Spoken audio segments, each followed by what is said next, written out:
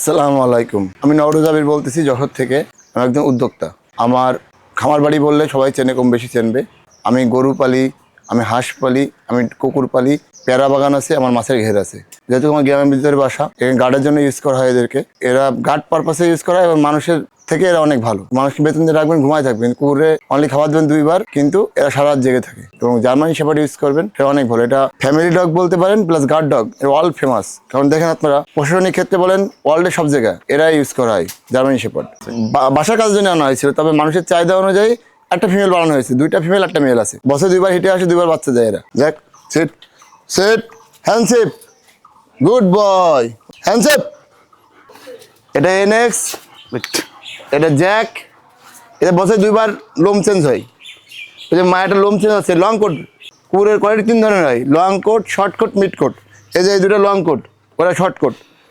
এই ছেলেটা বিট করলে এই মেয়েটার মিড কোট বেরোবে। শুরু ছিল 20 সাল থেকে আমার।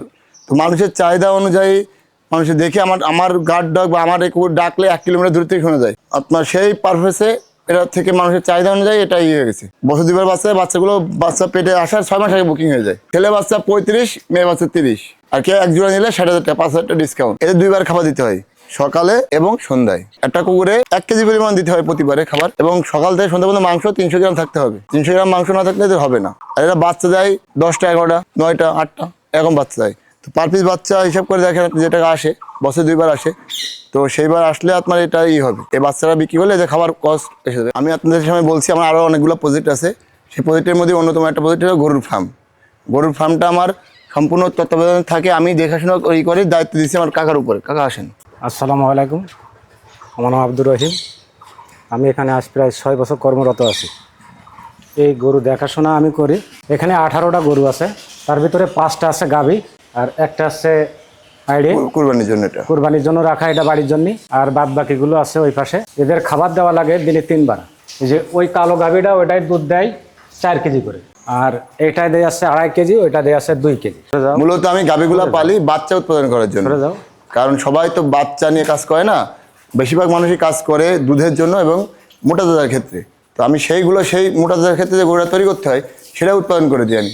এই বাচ্চাগুলাই আপনার মানুষের কাছে চলে যায়। মাসখানিক পরে, এই মাস 2 পরে আমি হাটে বিক্রি করবো। এইগুলো সব এড়ে বাছুর, বেশিরভাগগুলো এড়ে বাছুর। এইগুলোই আপনার মানুষ নিয়ে পালবে এবং মোটা তাজা করবে, ওটাই উৎপাদন করি। এই জন্য আমি দেশি গরু পালি। বছরে 2 বার করে, বছরে 1 বার করে বাচ্চা পাওয়ার জন্য এটাই পালি। এখন আছে 57 পিস আছে। হাঁস বাড়াবো, কারণ প্রজেক্টটা ভালো লাভজনক। একটা ডিমের দাম 20 টাকা করে। এটা হাঁস কখনো 20 টাকা করে খাইতে পারে না। এবং মুক্ত জলাশয় থাকলে আরও এটার জন্য ভালো হবে। সর্বপ্রথম যখন আমরা এখানে ফার্ম তৈরি করি, তখন 100 পিসের টার্গেট নিয়ে হাঁস আমরা পালি। তারপরে কিছু হাঁস বেশিরভাগই মোরগ হয়ে যায়। যাওয়ার পরে মোরগগুলো কিছু বিক্রি করে দিয়ে 50টা মুরগি, 7টা মোরগ রাখা হয়। আমাদের যে হাঁসের প্রজেক্টটা আপনাদের দেখাচ্ছিলাম, হাঁসটা বিচরণ করে এটাই আমার মাছের প্রজেক্ট। এটাই মাছের প্রজেক্ট আমার।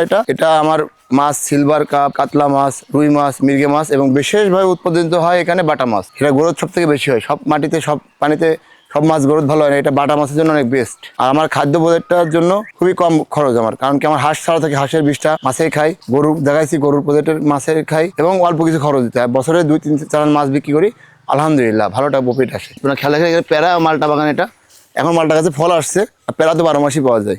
আমার এই প্রজেক্টটা মোট 7.5 বিঘার উপরে। এই যে মালটা গাছে মালটা চলে আসছে অলরেডি। এই মালটা সামনে বিক্রি হবে, বাজারে উঠবে। প্রতিদিনই 40, 50, 100, 200 কেজি এরম কাটা হয়। পেয়ারা মনে করেন মূলত কষ্টটা হলো এই পলি করা। এই পলিথিন না করলে আপনার প্যারাটা নষ্ট হয়ে যাবে, আর পলি করলে প্যারাটা সাদা থাকবে, সুন্দর থাকবে এবং ভালো থাকবে। আর আপনি গাছে ফলন তো দেখতেছেন, 12 মাসই ফলন থাকে। এবং অনেক সুস্বাদু। এই প্যারার মধ্যে অনেক জাত আছে। আমার বাড়ি 3 আছে, তো গোল্ডেন 8 আছে, তারপরে আছে চায়না 5 আছে। আমার কৃষিকাজ অনেক ভালো লাগে। এই ধান চাষও করি আমি, ধান। সবাই ভালো থাকবেন, আমাদের দোয়া রাখবেন। আমি যেন এই প্রজেক্টগুলো নিয়ে আরও অনেক দূর আগাইতে পারি। ধন্যবাদ যান্ত্রিককে।